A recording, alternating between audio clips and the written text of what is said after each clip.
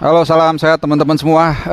Di edisi kali ini gue akan bahas keberhasilan Indonesia yang baru aja memastikan satu tiket final ke SEA Games 2023 di Kamboja. Ya, semua dari lu gue yakin udah nonton atau minimal tahu lah hasil ini. Indonesia menang 3-2, pertandingan yang sangat seru, sangat dramatis, dan juga banyak insiden-insiden ya. Tapi gue akan bahas sedikit aja jalannya pertandingan karena gue lebih melihat nanti bagaimana persiapan Indonesia 3 hari dari sekarang ya. Sekarang tanggal 13, Sabtu, Minggu, Senin, Selasa berarti harusnya final ya. Ya. Dan akan menghadapi Thailand atau Myanmar. Ini gue rekam jam 8.05, jadi mungkin Thailand lagi main lawan Myanmar. Kita belum tahu hasilnya siapa yang akan ke final, tapi rasa-rasanya sih akan menghadapi Thailand, kemungkinan besar ya. Oke. Jadi tadi Indra Safri turun dengan hampir dengan kekuatan terbaiknya kalau gue lihat, termasuk Marcelo Ferdinand, kemudian juga Ramadan Sananta, di bawah Mister Gawang ada Hernando Ari, yang pasti juga Rizky Ridho sang kapten. Yang sedikit agak mengejutkan adalah dicadangkannya Rio Fahmi, ditampilkan justru Bagas ya. Ini jadi satu catatan sih, apakah mungkin karena untuk mengantisipasi sayap Vietnam yang agresif, tapi memang terbukti di awal-awal pertandingan kita cukup positif lah, artinya cukup berani meladeni permainan dari Vietnam. Nah, sebelum gua akan membahas setiap gol yang tercipta, jadi di pertandingan terakhir di grup B waktu Vietnam lawan Thailand, gue udah singgung, kebetulan gue ngebawain waktu itu perbedaan gaya kepelatihan dari Philippe Torosier dengan Park Hang-seo ini punya potensi untuk memberikan dampak positif buat kita. Kenapa? Karena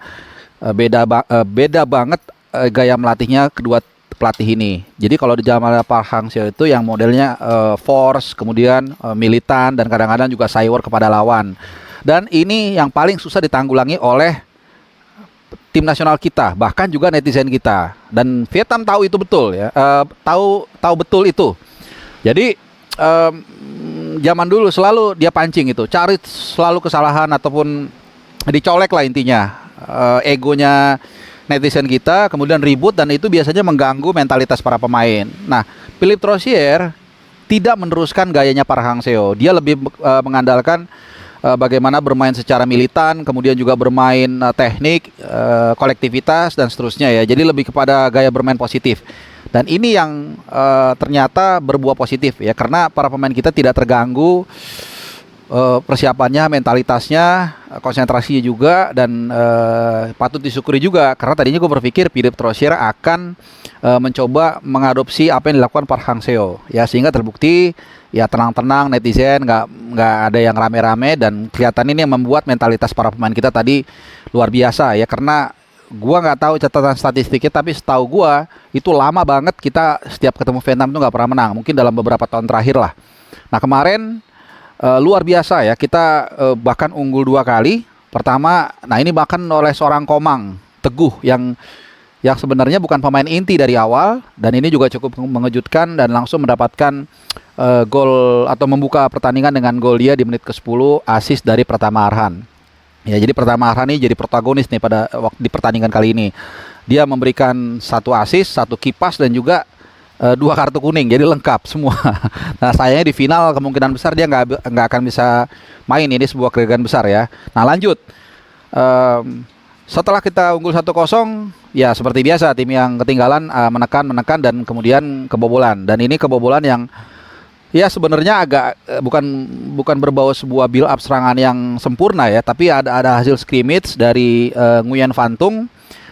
Tandukannya juga agak sulit memang diantisipasi oleh Hernando Ari Sutaryadi, kiper utama dari tim nasional Indonesia U22 ya. Ini U22 under 22. Ya, 1-1. Nah, ini yang gua lihat, biasanya kalau tim kebobolan di menjelang akhir babak pertama itu biasanya kena mental atau kena pressure. Nah, yang menarik atau yang sebenarnya kalau ada di situ kita ngeliput bola itu setelah pertandingan itu biasanya wartawan selalu bertanya, apa sih yang diucapkan atau yang disampaikan oleh pelatih Indra Safri dan kawan-kawan sehingga para pemain itu tidak down. Karena terbukti begitu memasuki babak kedua, Indonesia kembali unggul 2-1 walaupun memang ada deflected ya, tendangan dari ini diawali dari lagi-lagi dari lemparan jauh Pratama Arhan.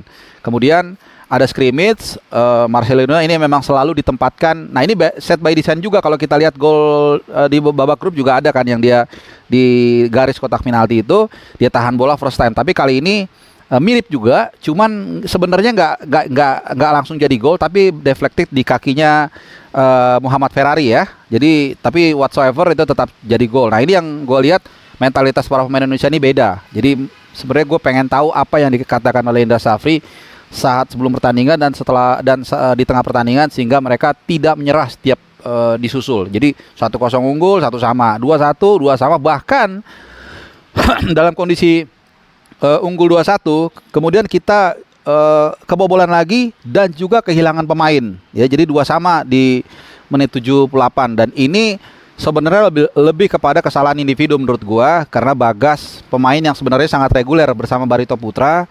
Ya, tapi kita juga nggak bisa dengan gampang menjudge ya, karena tidak ada yang tahu bagaimana pressure ketika menjaga gempuran para pemain Vietnam saat unggul 2-1 dan juga dalam posisi tengah ada tekanan, itu kan crossing dari kanannya Vietnam. Kemudian Bagas Kava itu kalau nggak salah harus jaga 2 orang, sehingga mungkin dalam kondisi seperti itu nggak fokus dan dia malah nendang bola ke gawang sendiri kan gitu. Tapi ya itu tadi, tetap akhirnya kita bisa bangkit lagi.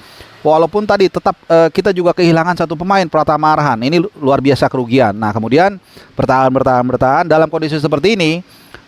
Kemudian gue berpikir begini, kalau sampai ini perpanjangan waktu atau 120 menit, ini bisa habis Indonesia. Karena stamina para pemain kita udah benar-benar drop. Ya, cuman peran dari pelatih Indra Safri yang juga kelihatan berapa kali berdiskusi dengan Kurniawan, dengan Eko Purjianto di pinggir lapangan, dengan Bima Sakti juga, Sahari Gultom juga di samping juga ada. Kemudian dia menenangkan para pemain. Ini akhirnya berbuah manis. Jadi kengototan atau kenafsuan para pemain Vietnam menekan pertahanan Indonesia, dan wajar karena mereka unggul 1 pemain dan bukan harus, tapi tergoda untuk mencari killing goal atau gol kemenangan 3-2, tapi justru melalui sebuah serangan balik dan Taufani Muslihuddin yang sebenarnya ini bukan pemain inti. Kalau kita lihat di awal-awal fase grup, dia bukan pilihan utama ya, tapi itu dia selalu dalam setiap sepak bola pemain cadangan itu harus siap kapanpun. Ya, tidak pernah tahu karena bahkan kalau kita ingat di Piala Dunia misalnya 2022 kemarin Argentina, Enzo Fernandez itu kan bukan pilihan utama di awal. Lautaro Martinez striker juga bukan pilihan utama. Tapi ketika dibutuhkan, Enzo Fernandez masuk dan memukau Scaloni saat itu, dan akhirnya justru dia menjadi menjadi berlian di kemenangan Argentina di juaranya mereka kemarin, dan akhirnya menjadi pemain yang sangat mahal di transfer Chelsea. Nah, balik lagi ke Taufani Muslihuddin dan juga pertandingan itu. Jadi sekali lagi pemain cadangan ini memang harus, you never know gitu kapan kesempatan itu datang. Jadi kalau dikatakan orang selalu beruntung itu bukan hanya berdiri sendiri, tapi ketika persiapan bertemu dengan kesempatan. Jadi kita nggak pernah tahu kan, Taufan ini terus pumping kemampuannya dia, jaga kondisinya, dan ketika kesempatan itu tiba, dia manfaatkan dan luar biasa ya. Tadi gue sambil nonton sambil main basket juga, jadi ngintip-ngintip. Dan waktu gue teriak, semua orang juga pada kaget, dipikir ada apaan, dan ternyata karena yang mencetak gol juga nggak ada yang nyangka, dan kita dalam kondisi tertekan. Karena kalau itu yang gue bilang, kalau sampai kita perpanjangan waktu, ini bisa bahaya. Stamina pemain kita kelihatan udah drop banget. Cuman ya itu tadi, kelihayan taktik dari Indra Safri juga harus diacungi jempol, dan gua rasa sih ini sebuah hasil yang sangat positif, dan retaliation, pembalasan dari pribadinya Indra Safri, karena 2019 kita tahu dia sempat cywar dengan media Vietnam, dengan kubu Vietnam, dan waktu itu dia kalah ya, karena di final kita kalah dari Vietnam, mainnya di Manila. Sekarang dia berhasil mengalahkan Vietnam lengkap. Tapi ingat, belum selesai, jangan sombong. Senang boleh, sombong jangan, puas jangan, karena masih ada 1 langkah besar menghadapi Thailand atau Myanmar yang saat ini gue rekam lagi main. Dan terakhir sebelum gue tutup, apapun hasil kali ini seperti biasa ya, jangan habis itu terbelah 2, berantem nanti satu kayak bubur diaduk sama nggak diaduk ya, STY pro STY, ntar pro Indra Safri. Yang jelas rivalitas itu biasa, biarkan mereka berkompetisi, dan sejauh ini masih sangat sehat kok kedua pelatih ini. Malah gue masih ingat sebelum berangkat ke Kamboja, STY datang ke Stadion Madia menyapa anak-anaknya, dan ini penting ya buat grassroots ini, buat para pemain ngelihat, oh ternyata pelatih kita yang dua-dua ini sangat tetap bekerja sama, walaupun mereka tentunya punya visi dan warna tersendiri ya. Jadi jangan kita bikin kalau kita nggak bisa bikin sesuatu yang bagus, jangan ngacoin lah gitu ya buat netizen. Oke, mungkin itu dulu. Nanti mungkin kalau ada yang baru, gua akan ulas lagi terkait dengan keberhasilan kita selangkah menuju dahaga emas setelah 32 tahun ya. Udah lama banget sejak terakhir di Rizal Memorial Stadium tahun 91 ya. Waktu itu gue baru lahir kalau nggak salah. Oke, terima kasih yang udah nyimak. Jangan lupa subscribe, nyalain loncengnya supaya lu nggak ketinggalan video-video terbaru. Ciao.